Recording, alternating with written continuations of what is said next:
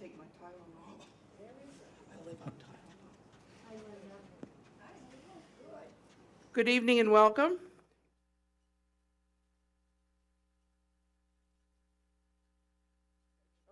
Rich works fine. Mr. Bicknell is a Maine native, and he's been playing banjo, some little blurbs about him, since November of 2007. Banjo. Banjo. I think you've found a different Richard Bicknell. Okay, then I won't do that one. I do not play banjo. You don't play the banjo? I do not. Sorry. I lied. It's a trait that I have. All right, but you were recognized as Falmouth's 2021 Citizen of the Year? Okay, Yes. good. We got the right one on that. For his dedicated public service to the Falmouth community. The award was established in 1964. Rich is passionate about the environment. He currently serves as vice chair, is this an updated one, of the Conservation Commission? I am on the Conservation Okay. Commission. And is a member of the Recycling and Energy Advisory Committee. This man is a very accomplished man, and we welcome him with his program about Kate Ferbish. And a funny little story, those of you who attended the meeting with the two young women from the Irish Network and Victoria Mansion about the Bridget Project, well, Kate, who was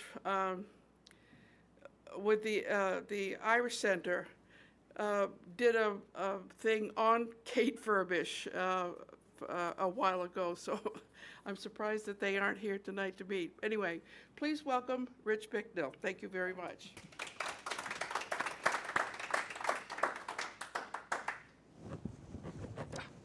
Thought I lost my clicker.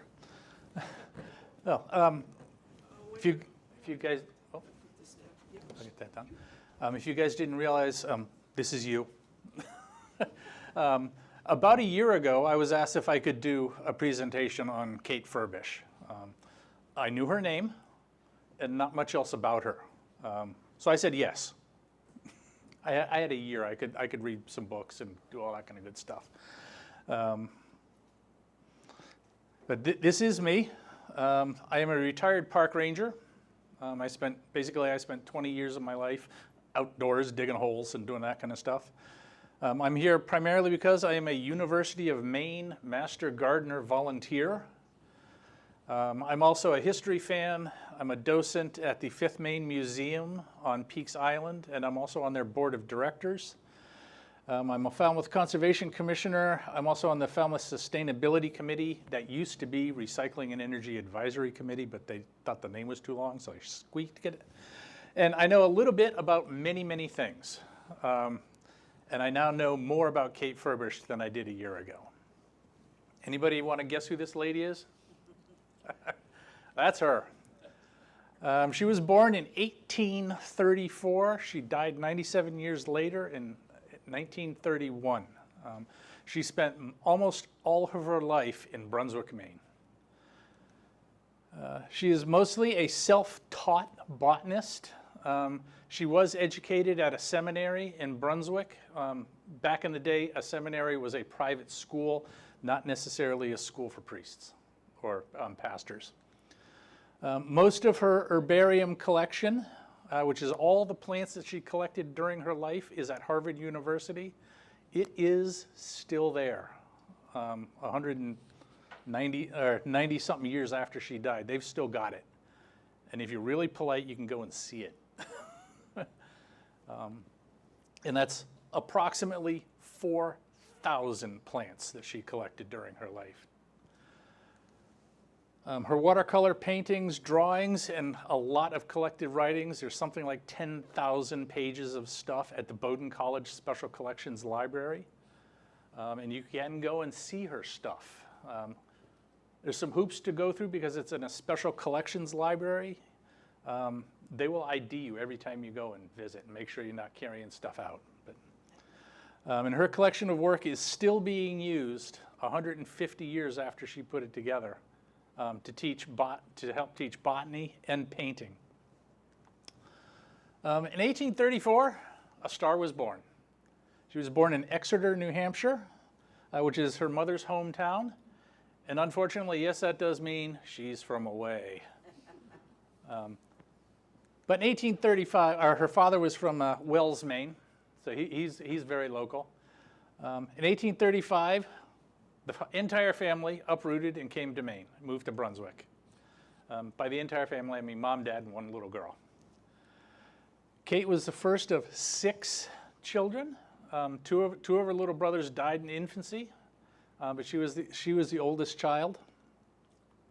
She lived in Brunswick, like I said, for most of the rest of her life. There were a couple of years where she spent time other places, but almost entirely she was a Brunswick girl. She spent most of her summer months in Maine. There's a lot of people that spend the summer in Maine and then go warmer places for the winter. She didn't go very far. She went to Boston. But in the 1830s, 40s, 50s, 60s, Boston was a big city. Portland was not. And Brunswick was even smaller. So she would go to Boston where she did have family. When she was young, this is probably what got her started, her father took she and her brothers for walks in the woods. And they would look at stuff and say, oh, what is this? You know, what kind of a thing is this crawling under this rock? What kind of a flower did we find today? And that's probably what got her very interested in kind of figuring out what things were. When she was growing up, Brunswick was a smart place. Bowdoin College was there, still is. I know because I've been there. Henry Wadsworth Longfellow and Franklin Pierce, who would eventually become president of the United States, were both at Bowdoin College while Kate was growing up. Harriet Beecher Stowe wrote Uncle Tom's Cabin while Kate was in Brunswick. And I always have to read this one, Merritt Caldwell Fernald, who was the first president of the Maine State College, which eventually became University of Maine up in Orono. Also was he got his undergraduate and graduate degrees from Bowdoin. And there will be more on him later. He's actually important in the Kate Ferbish story. Kate got educated. Like I said, she went to a Brunswick seminary, which is a private girls' school. The standard education for young ladies at the time in the Victorian era were things like painting and literature and comportment, things like that. Her father did pay an extra $1 a year to make sure she could speak Latin, which probably made binomial nomenclature a little easier for her later in life. She also took painting lessons when she was down in Boston visiting her family, and also on a couple of vacations in Paris. Good place to go to learn how to paint, I guess, Paris. In 1856, she started getting serious. She made her first real collecting trip. It was in Brunswick, so it wasn't very far. She collected spring blooming flowers and trees. So she probably picked I wouldn't be surprised if she picked dandelions. She probably got some early blooming roses, maybe irises, that kind of thing. And that herbarium, the collection of plants that she made, is actually at the University of Maine up in Orono. Again, that's where Merritt Caldwell Fernald was. This gentleman, in 1860, 1870, something happened. It was not the U.S. Civil War, although that did happen then. Kate attended some lectures in Boston given by a man named George L. Goodale, who was a native Mainer who eventually went on to teach botany at Harvard University. Goodale, because he shows up in her life a couple of times. He was born in Saco. He went to school in Amherst and eventually attended Harvard Medical School. So he was by training a people doctor. I don't think he liked being a people doctor very much. He practiced medicine for a while in Portland. And then he became a professor of natural science and chemistry at Bowdoin College. So he stopped being a people doctor and started being more interested in nature stuff. He eventually became a professor of vegetable physiology at Harvard. Eventually, vegetable physiology became known as botany, because I guess people got it confused with like animal physiology and people physiology. He was the first director of Harvard's Botanical Museum, which is why Kate Ferbish knew him, because he was big in botany at the time. And he was instrumental in having the Blaschka glass flowers made for Harvard. And that project took almost 80 years to make all those flowers. If you've ever been down to the Harvard Museum of Natural History, the Blaschka flowers are well worth a visit. They are absolutely amazing. So, getting back to Kate, she was bitten by the science bug when she saw his lectures, because he was talking primarily about plants and plant physiology, which is kind of the stuff she was interested in. She wanted to know, not necessarily that it was a geranium, but she wanted to know what made this geranium different from that geranium or different from a rose. When she returned to Brunswick, she began seriously collecting. She made hundreds of collecting trips over her life. Her painting changed from just being a hobby to being the main way that she cataloged all the plants that she found. Because you couldn't just take your cell phone out of your pocket and take a picture of it and have a record of what you saw. You either had to draw it, you had to make notes about it, or you had to paint it. And Kate did pretty much all of those things.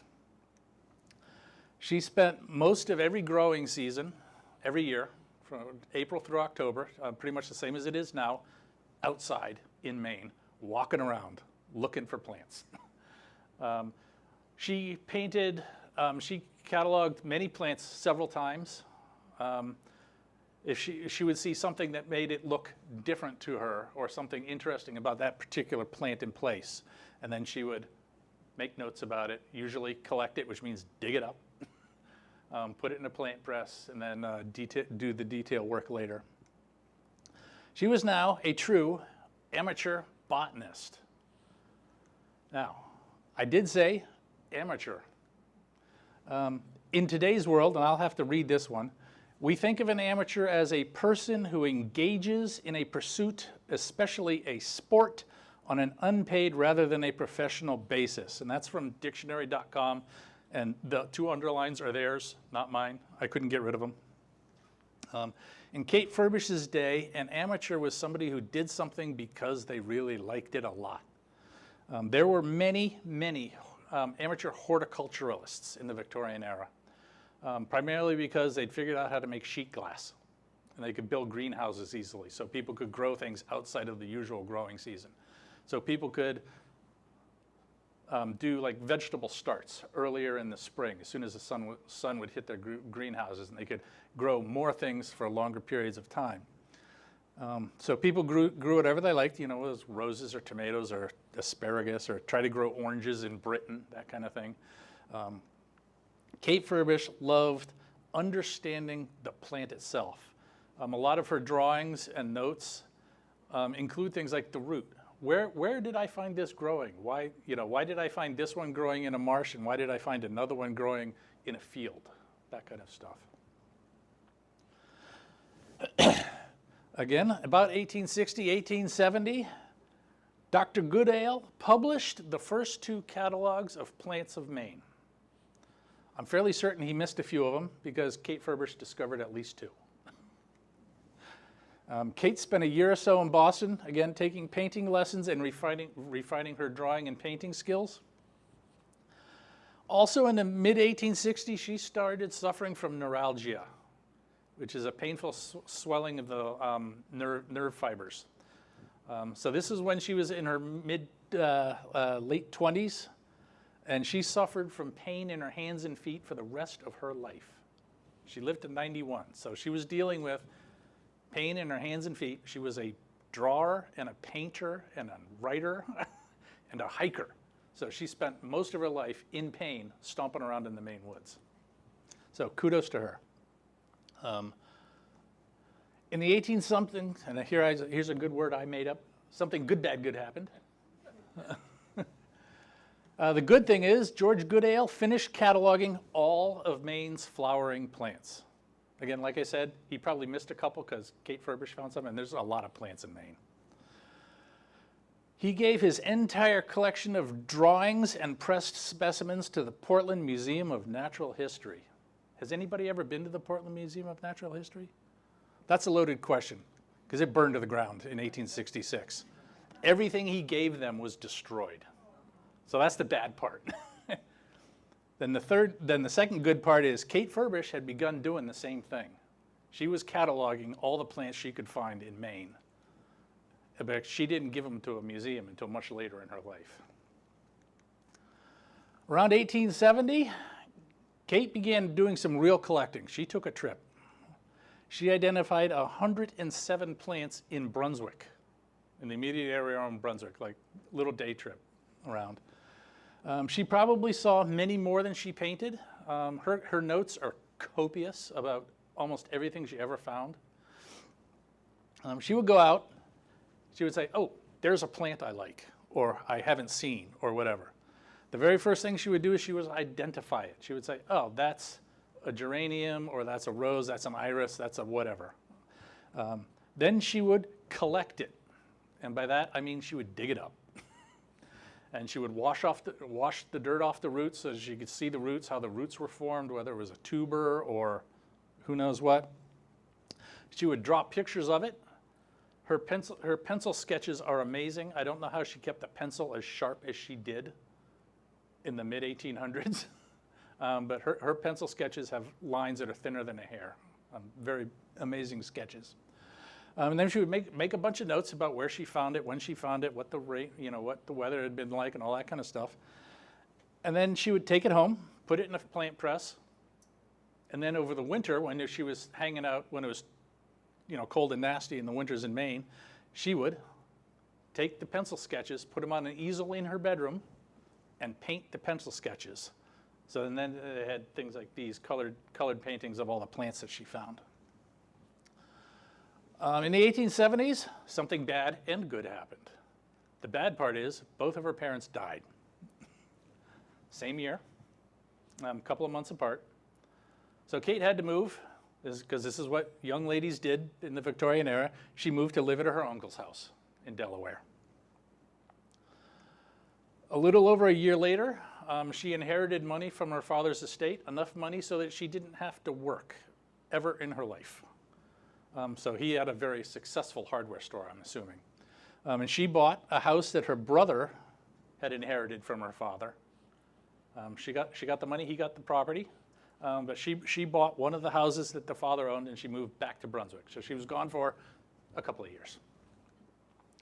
She spent most of the next 5 years in the Brunswick area. I'm guessing she probably got as far up as, I don't know, maybe Booth Bay, as far south as Saco-ish. Collecting. And then something weird happened. Somebody noticed what she was doing. In 1870, she'd been doing 10 years or so of field work. Kate had a very large collection of many well-kept herbarium specimens. At this point in her life, it was probably only 500 or 600, as opposed to the 4,000 she ended up with. She had copious notes with detailed descriptions of everything she had ever collected anywhere. And of course, she also had a whole lot of very, very beautiful, detailed, colorful watercolor paintings of the plants she saw. Professional botanists, who were at that point in time all males. It was a boys' club, a definite boys' club. They started to notice that she was actually doing good quality work. And they started giving her some respect for that. In 1880, something really good happened. She took a trip. She went to Orono and visited the Fernald family at Maine, the State Agriculture College in Orono. And then she went up to Fort Fairfield, Caribou, Presque Isle, New Sydney, and Van Buren. It takes me, if I wanted to drive up to Van Buren today, if I left right now, I might make it by midnight, probably 2 or 3 o'clock in the morning. So this is a multiple, probably week adventure for Along the banks of the St. John River in Van Buren, she found a snapdragon that she had never seen before. And she had her plant books with her, and she looked through her plant books and she couldn't figure out what it was. So she said, that's really weird. This is a plant I can't identify, and I'm pretty good at this. So she took the specimens that she collected, the drawings that she made, all the notes that she took, and she sent them down to Harvard. And then the men in Harvard said, wow, this is a plant we've never seen before. We're going to name it Ferbish's lousewort, which is at the time was a huge honor because you named things after people that were really famous or your benefactors, people that gave you money to go do what you were doing. But they said, she's doing such good work, we're going to name it after her. So it's Ferbish's lousewort or Pedicularis ferbishii, if you like the binomial names. So on Kate Ferbish's coolest plants, these are in the order that I only picked 3 because she discovered many of them. Unicorn root, which is Aletris farinosa, was known in Maine. Only 3 people had ever seen it in the 1800s. Kate Ferbish saw it twice. So she found that particular plant more times than anybody else had. And then nobody saw it for over 100 years. In 2018, it showed up in Brunswick, in a field near Bowdoin College. Ferbish's lousewort, I already talked about. And then there's another one, the common blue wood aster, the heart-leafed aster, or the blue wood aster, which is, they're all Symphyotrichum cordifolium, but the variety that she found, again, nobody had ever seen it before. It was different enough from all the other blue wood asters and the wood asters that, again, the men in Harvard said, let's give it Ferbish. We'll make the varietal Ferbish. So by that time, she was being acknowledged as being a smart, careful, good working scientist. In 1880, this is when she was in Orono, on her way up to the northern parts of Maine, she met a man. Actually, he was a little boy. He was 7 years old at the time. She visited the Maine State College, and she met and stayed with Merritt Caldwell Fernald's family, who was a guy that had gotten his degrees in Brunswick. She and his son, that's Merritt Lyndon Fernwald, not to be confused with Merritt Caldwell Fernald, became very good friends. And they corresponded for the rest of her life, so probably for another 80 so years. In the 1880s, she got busy. She made 70 collecting trips in Maine. And that's just in the 1880s. So that's she made 7 trips every year, or 7 trips every year, basically, for the entire 1880s. And it was all non-winter, when travel was easy, you know. And I'm certain we've all been on a muddy road in Maine in the winter. Back in the horse and carriage days, it was even worse. She would also tote around, and again, this is a lady with neuralgia. She'd been dealing with it for about 20 years. She was always toting around her plant presses, notebooks, pens, pencils, and other stuff like her lunch, her water, and extra socks, all that kind of good stuff.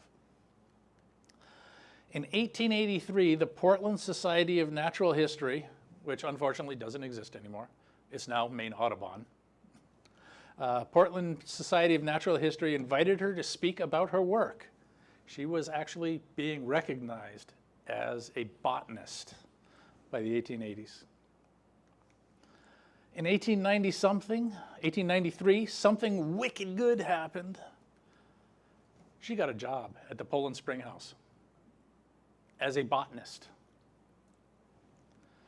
Her duties were pretty simple. She would take people, on, people that were staying at the hotel at the time, but probably had this was right after it opened. It could have 100 guests, and she would take them on walks in the woods and say, "This is a white pine. This is an oak tree. This is. Oh, look, we found an iris. Oh, this is an Indian pipe. All that kind of good stuff." In the first 4 days she was in Poland Springs, she found 107 plants. So that's like 25 or more a day. I mean, she was, when she was out looking for stuff, she was busy, busy, busy. This job made her the very first professional female botanist, which is why I said it was wicked good. And then I said, probably. I was talking to the special collections librarian at Bowdoin College, who happens to be a Kate Ferbish expert. She's trying to get her master's degree in Kate Ferbish. And it's uncertain whether she actually got paid money for this job or if she was paid room and board. In any case, she was a botanist getting some form of recompense. So I think she was the first female botanist myself. I'm going to give her that. In 1895, 2 clubs were started. One she founded, or helped found. The Jocelyn Botanical Society of Maine. Again, this is with that little 7-year-old boy from Orono, although at this point he was more than 7. He was co-vice president. The Jocelyn Botanical Society still meets today. Their 124th annual meeting is going to be in Lubeck this year in mid-July. It's probably too late to make reservations. There's not many hotels up there. Also in the same year, the New England Botanical Club, which is now the New England Botanical Society, was founded. It was a gentleman's club. Kate Ferbish was not allowed in. However, the club let her write articles for their journal, Rhodora. They also quoted her work in their articles, again, because I think they were recognizing that she knew what she was doing. And Merritt Lyndon Fernwald, again, that little boy from Orono, he happened to be the editor of the Rhodora Journal, which is probably why she got to write articles for it. If Kate had lived until 1964, she could have joined the New England Botanical Society. She didn't quite make it that far. In 1902, she started to kind of wind down her work, going out in the fields and forests of Maine. She made her last long collecting trip in Maine when she was 68 years old. On that trip, she collected 160 plants. And she did the whole thing. She did all the note-taking and the drawing and the putting them in plant presses and did paintings over the course of the winter. She continued collecting until 1921, when she was 81 years old. After the really long trip in 1902, she generally spent shorter trips up and down coastal Maine. A little bit inland, you know, more like day rides instead of a week in a carriage kind of trips. Over the course of her life, Kate Ferbish collected in every county in the state of Maine, 90 different towns and cities, and some amount of unorganized territories. She was definitely a busy lady. In 1908, she got back with the little boy from Orono, Merritt Lyndon Fernwald, and she started organizing her herbarium collection. Up until this time, it had been in a room in her house up in Brunswick, and there were piles of paintings, piles of notes in boxes, all that kind of stuff. She and Merritt Lyndon Fernwald got together and started kind of figuring out how to categorize everything. All of her watercolors and drawings eventually went to Bowdoin College. They were delighted to get them. 182 sheets of ferns went to the Portland Society of Natural History. Most of her herbarium specimens, about 4,000 plant collections, went down to Harvard. And there's a very small collection from her very first collecting years that's up at University of Maine in Orono. Most of her works have very detailed labels, including common names, binomial names, dates she found them, towns she found them in, and also with notes about conditions where she found them and that kind of thing. Her 1,326 plant watercolors are in 14 huge volumes. I call them huge volumes because each one is about this big they're gigantic. And she's got 2 addendums of mushrooms and fungi, which had about 500 different funguses listed in them. They are at Bowdoin College in the Special Collections Library, and you can go look at them and touch them, which I was amazed at. They didn't make me put on gloves. But they will make you jump through some hoops. You have to register with the Bowdoin College library system, and they will ID you every time you go in. And you can't take in a purse, you can't take in a coat, so you can't sneak things out under your jacket, all that kind of stuff. They're very careful with this stuff, but they are beautiful, so they're well worth a visit to Brunswick. 1931 was the official end of the Posey Lady era. Unfortunately, she died in December of 1931. She is buried in the Pine Grove Cemetery in Brunswick, so you can go visit her if you want. I did visit her last fall. If you want to go visit, she is right there in the corner, right next to the road. I mean, you can just pull off the road, park, and walk through the gate, and there she is. And if you're a really big history fan, which some of you guys might be, Joshua Chamberlain is right there. So you can visit 2 very famous people all in one trip. In 1976, this is 45 years after she died, Kate Ferbish helped stop an environmental disaster. In 1965, the U.S. Congress approved a dam project in northern Maine, which would have flooded 88,000 acres of pristine wilderness areas. As part of that process, they actually did an environmental review. And they sent a biologist up there, and the biologist found Pedicularius furbishae. This is at least 100 years since it had last been seen, and was in an area that nobody had ever seen it before. Oddly enough, the government did what it should do, and they paused the project. They paused the project long enough, so other people heard about it. There were some Native American issues. Oddly enough, it's northern Maine. It's not our spot to play with. There were also other environmental issues going on. And then over the course of the couple of years they paused the project, it went from being something like a $100 million project to several $100 million. So the project basically got canceled. In 2018, magic happened. This is another Kate Ferbish tidbit I mentioned earlier. Unicorns appeared in Brunswick, Maine. This is the Letris farinosa. Several hundred unicorn root plants appeared in a field near Bowdoin College. This is Bowdoin, the Brunswick area is one of the places where Kate Ferbish found unicorn root when she was doing it. And they'd only seen it, the most recently it had been seen was well over 100 years ago. Kate recorded 2 of the 3 sightings of the plant that were known.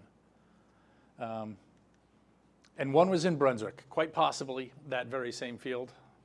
Impossible to tell from Kate's notes. Also, as part of my research, I discovered there is a Kate Ferbish preserve. I had no idea. So I went and took a walk there. It was not much research for me there. The preserve is named after her. It's on the Brunswick Naval Air Station, or what used to be the Naval Air Station. It's right up against Mare Creek and Harpswell Cove. Very nice water views from it. Lots of plants, and primarily lots of mosquitoes. If you choose to go, bring DEET. Lots and lots and lots and lots of DEET. Kate Ferbish did explore that part of Brunswick when she was living here. And she did find Virginia rose in Brunswick in the 1870s. I found roses in the Kate Ferbish Preserve. I don't know if there were Virginia roses or not, because I was there in the early spring, well before they flowered. So who knows? I may have walked in her footsteps. And I mentioned that I did some reading, getting ready for this. Yes, and no, I don't type that fast. I just think it's a cool animation. This will go on for 4 pages. If you guys have any questions, I will be, you don't have to take pictures or notes if you don't want. I have 2 copies of my presentation, so if you guys want them, you can have them. So you don't have to do all that fancy typing stuff. I did, when I went to the Special Collections Library up at Bowdoin College, okay, it's still going. I found out that they will give you TIFF copies, which are super high detailed scans of Kate Ferbish's work. So I looked at, there are 14 volumes of Kate Ferbish's paintings, only 8 of which they'll let you look at, because they've been curated. They've been mounted on acid-free paper and all that kind of stuff, so that you can actually deal with them. The book bindings have been replaced, all that kind of stuff. So I only looked at 8 volumes, which is several hundred paintings, which was I went up on 3 different Fridays. Oh, and if you go up there on the first Friday of every month, they have a double, this has nothing to do with Kate Ferbish, they have a double elephant-sized portfolio of Audubon's watercolors. And on the first Friday of every month at noon, they turn the page. So if you're a watercolor geek or an Audubon geek or a bird geek or just think big, huge books are cool, go on the first Friday, and probably 40 or 50 people show up to watch them turn the page. But anyway, so they let me, I requested 4 TIFF images of Kate Ferbish's paintings, and I printed them out so I could bring them so you guys could actually see what they look like. I did, this one is Ferbish's lousewort. This is the famous one. This is Bicknell's geranium, because I'm a Bicknell, so I couldn't resist. No relation that I can find.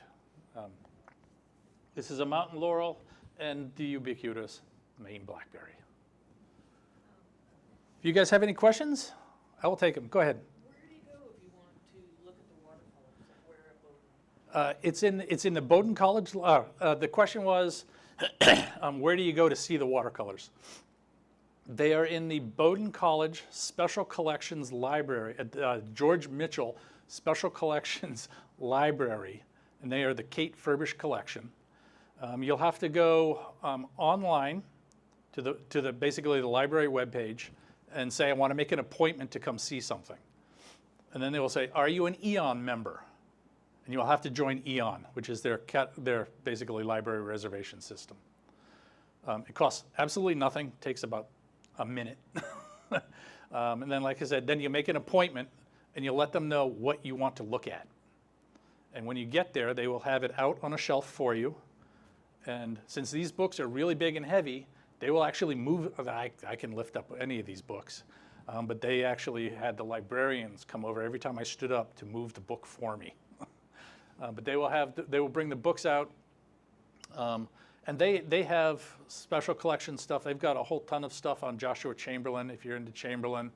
And they've got, not only do they have the watercolor paintings, but they've got notes from Kate Ferbish's lectures. They've got letters that she wrote, letters that she received, tons and tons and tons of Ferbish stuff.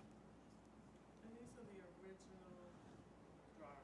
Those are yes, they are her original. There are a lot of pencil sketches because she did, in the field, she would do pencil sketches. Almost all of them are life-size. So she tried to make things as realistic as she possibly could as part of her very careful record keeping. They have, and most of them are bound in huge volumes. There are some that are loose because they came to Bowdoin College as loose items. But they are absolutely her stuff from the 1830s on. Have you seen the unicorn root? Is that still rare? It is, there were, in 2018, there were several hundred of them in somewhere near Bowdoin College. I did try to go up there and find a field with them in it when they were supposed to be flowering this year. I couldn't find it. And I also couldn't find any public record of which field it was. So it was more, I kind of drove around and looked for little spiky white flowers, but I didn't find any. Yes? A question about the unicorn plant. Okay. Scientifically, how is it that the plant disappears for years and then spontaneously several hundred are found in the fields? That is almost certainly the mystery of the seed bank. Um, in the 1870s, when Kate Ferbish found it, it was probably a decent year for the plant. And then after that, maybe the field had something in it, like a barn or who knows what, that was on top of where the plants were, but the seeds were all in the ground. And then eventually, the land got cleared, or the land got wet, or the temperature got just right, and it got wet, or something, and then they sprout. And it could be it's just a plant that nobody really noticed, because it's not like a huge showy orchid.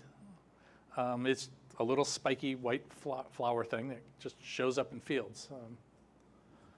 But probably, and it could be it was there the whole time and just nobody noticed it until somebody said, "What is that thing?" "Oh, it's unicorn root. I've never seen that before." Yes? When does it bloom? Unicorn root is a late spring blooming flower. Yeah. So it's a little late this year. Do they ever display her work? They do not. I expect it has been displayed in the past. There is a book. Let me go back. It's Plants and Flowers of Maine, Kate Ferbish's Watercolors, collated by Melissa Kalina. She's one of the special collections librarians at Bowdoin College. Each one of that's a 2-volume work.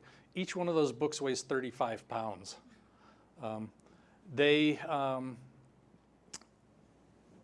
want to say they've loaned them to other museums, and they may have traveled as far as, say, for instance, Harvard for botany classes, things like that.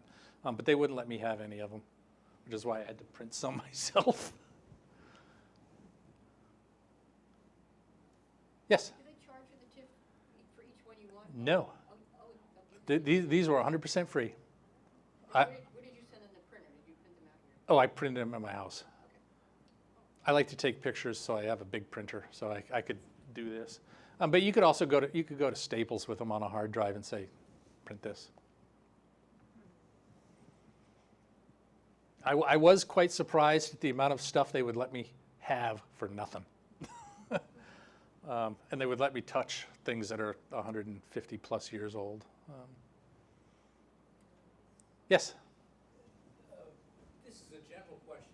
Do contemporary botanists compare what they collect and find against what they found 100 or 200 years ago to see what changes? Absolutely, yes. That's one of the reasons why Kate Ferbish's herbarium collection at Harvard is still being used. There are plant biologists who are interested only in, say, for instance, dandelions. And they will go out and find dandelions, and they will dig them up, and they will wash the roots, and they will nowadays take pictures, possibly do drawings, micro photography, all that kind of stuff. And then they'll go back and say, let me look at somebody else's collected dandelion and see if it has changed any, and go back. And that's one of the ways we can look at things like climate change. You can look back, say, for instance, 150 years and say, wow, the seeds were really tiny that year. And then, oh, there was a really wet year 5 years later, and the seeds were twice as large. And then they were small again, and it was a dry year. So you can kind of track cycles of weather through how seeds are formed, and the size of leaves and things like that.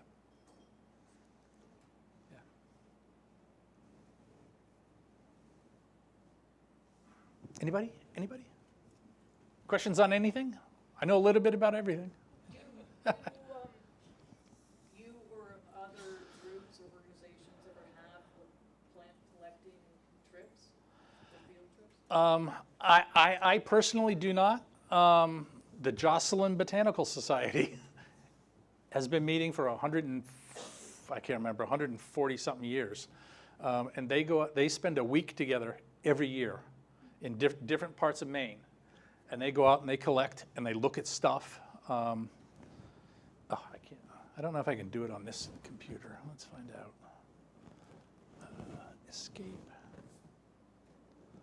Let's go to here.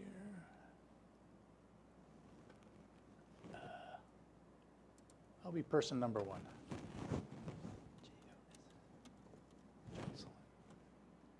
Oop, I have to spell it correctly to get it to work. Jocelyn. Botanical Society.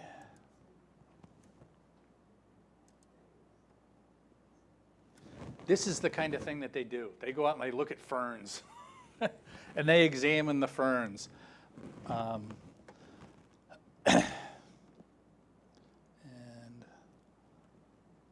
this is one of their field trips. That looks like coastal Maine somewhere. So that's probably not Lubeck, although that could be the St. Johns River, I guess.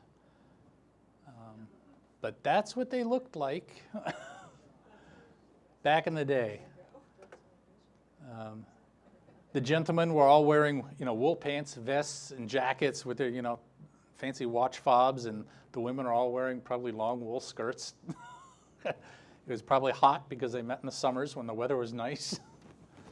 You may have said, but where are they based? Where are they? I have no idea where they're based. They meet in various towns all over Maine. Let's see, about organization. I bet if I go all the way down to the bottom, nope. Talks about meeting there. Yeah.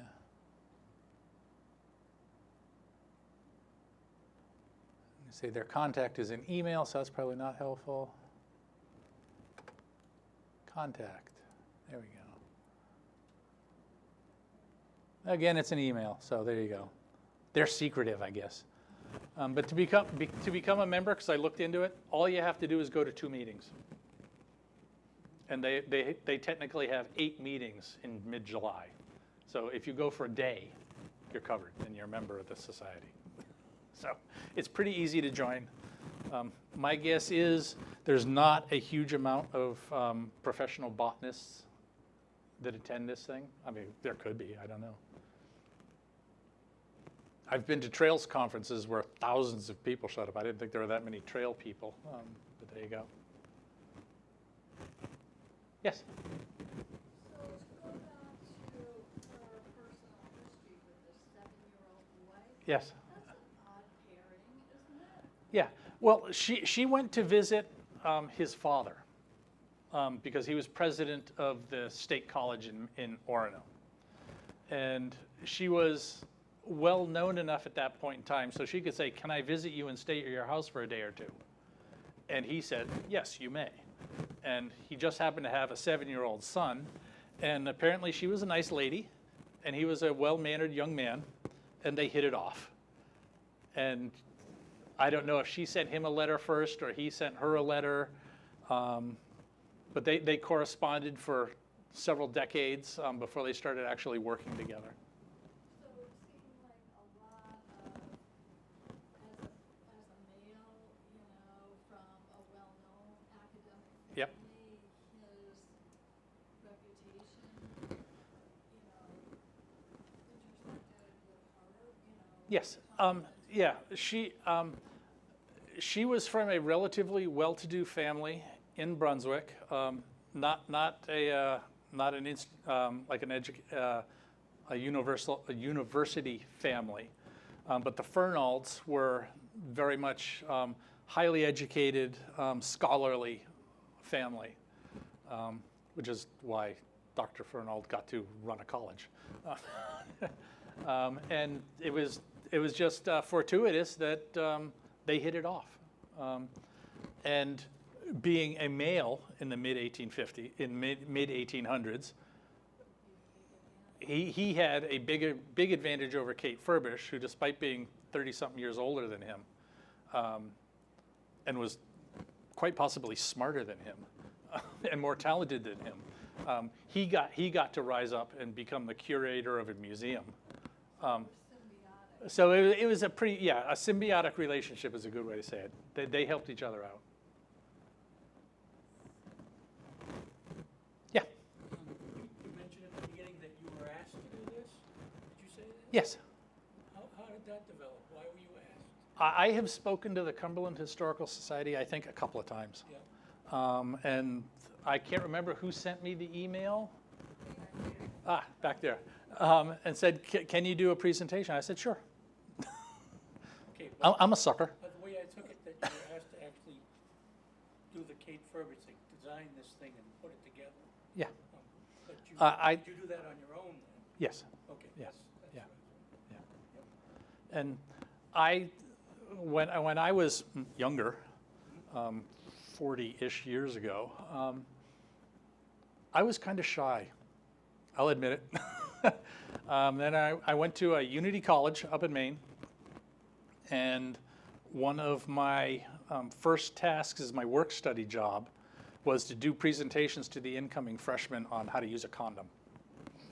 I got over being shy real fast, real fast. And then as a park ranger, I had to talk to people in public all the time, not having any clue what I was going to talk to them about. So I'm feeling like I'm in a Seinfeld episode. hopefully that's a good thing. Yeah. So another quick question. Sure. Did she date all of her paintings and sketches?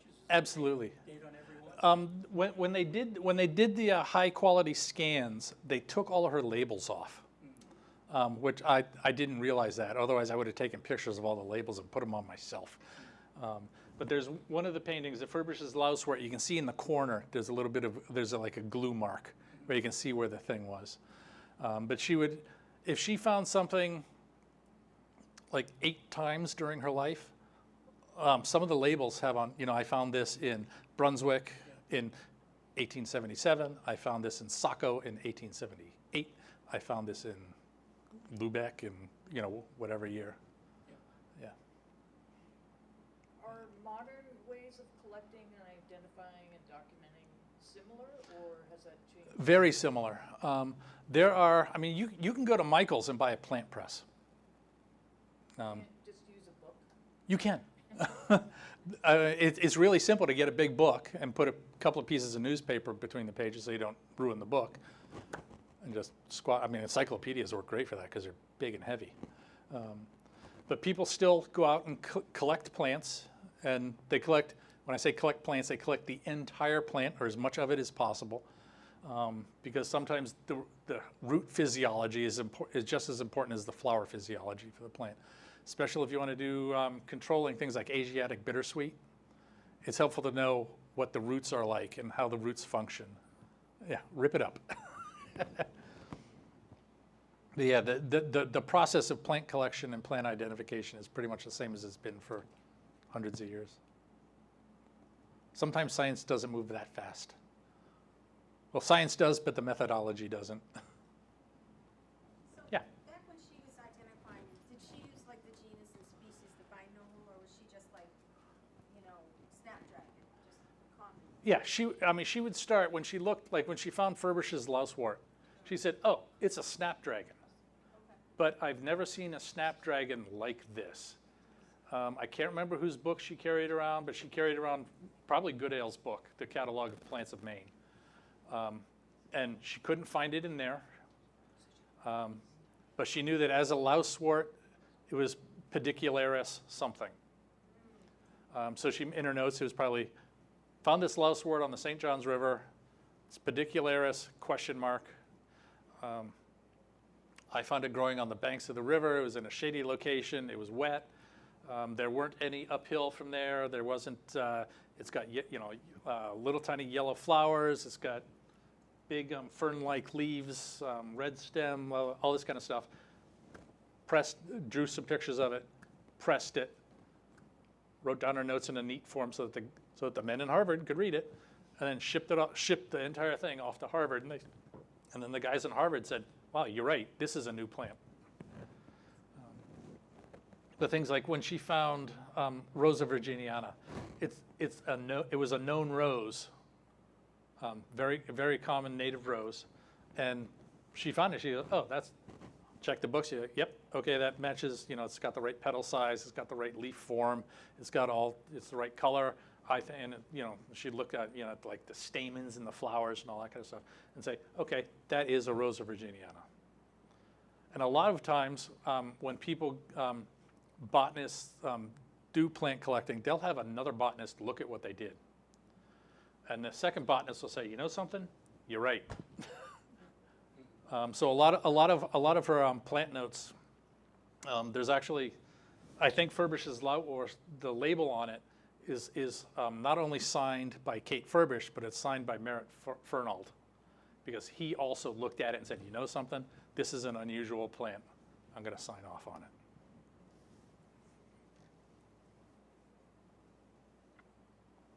Yeah. So, what were the levels of discoveries of new species at that time versus today? I'm going to step way out on a limb here and say about the same. Things that are really obvious, like plants, we've seen most of them. There are plants in the rainforests, for instance, that we probably haven't seen yet. There are probably plants growing on, I don't know, slopes of volcanoes that we don't know about yet. But there are places like in the deep sea. When we send things like down into the bottom of the Marianas Trench, there are things that live down there that we have never seen before, probably because we can't get there. I know that, I have to think, Monterey Bay Area Research Institute. They're on coastal California, and they've got deep water, like 30 or 40,000 feet deep water just offshore. And they send unmanned submersibles down, and they find new species constantly. So the places that it's easy for us to get to, we've probably identified just about everything. Within a mile of this building, there's probably nothing that somebody hasn't seen before and identified. But if we dig a hole 100 feet deep, we could probably find something that nobody's ever seen before. That's exciting. Yeah. It's neat, yeah.